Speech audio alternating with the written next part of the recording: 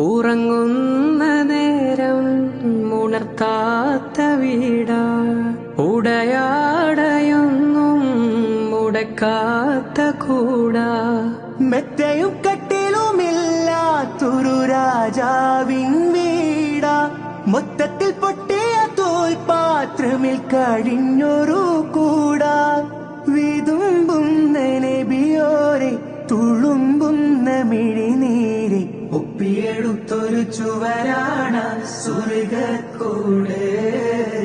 ഒപ്പിയെടുത്തൊരു ചുവരാണ് സ്വർഗ്ഗക്കൂട്. പനയോലയിലൊരു കുടിലാണേ,